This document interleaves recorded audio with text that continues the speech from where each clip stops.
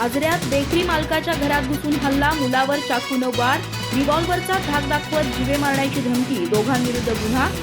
अफवांमुळे संभाजी चौकात नागरिकांची मोठी गर्दी, दोघे ताब्यात. आजरा शहरातील संभाजी चौक परिसरात पगाराच्या पैशांच्या वादामधून एका बेकरी मालकाच्या घरात घुसून हल्ला केल्याची धक्कादायक घटना रविवारी रात्री घडली आहे. या घटनेत बेकरी मालकाच्या मुलावर चाकूने वार करण्यात आला असून रिव्हॉल्व्हरचा धाक दाखवत जीवे मारण्याची धमकी दिल्याचा आरोप आहे. या प्रकरणी पोलिसांनी दोघांविरोधात गंभीर गुन्हा दाखल करून त्यांना ताब्यात घेतला आहे.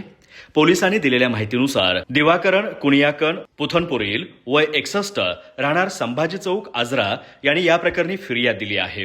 त्यानुसार पूर्वी त्यांच्या बेकरीत काम करणारा समोकीलाल मटरेलाल निषाद आणि त्यांच्यासोबत आलेला राजकुमार डंबरसिंह निषाद यांनी रविवारी रात्री बेकरी बंद झाल्यानंतर राहत्या घरी प्रवेश केला. फिर्यादीनुसार दोघांनी बेकरी मालक आणि त्यांचा मुलगा जिष्णू यांना मारहाण करत पगाराचे 1.5 लाख रुपये मागितले. पैसे देण्यास नकार दिल्यानंतर राजकुमार निषाद याने जिष्णूच्या पोटात चाकूने वार केल्याचा आरोप आहे. तर समोकीलाल निषाद याने फिर्यादीला मारहाण करत रिव्हॉल्व्हरचा धाक दाखवून जीवे मारण्याची धमकी दिल्याचंही फिर्यादीत नमूद करण्यात आलं आहे.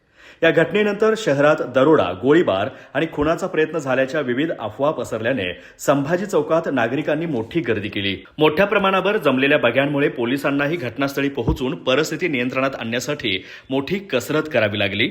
या हल्ल्यात बेकरी मालक दिवाकरण पुथनपुरईल, त्यांचा मुलगा जिष्णू तसेच एका आरोपीला दुखापत झाली आहे.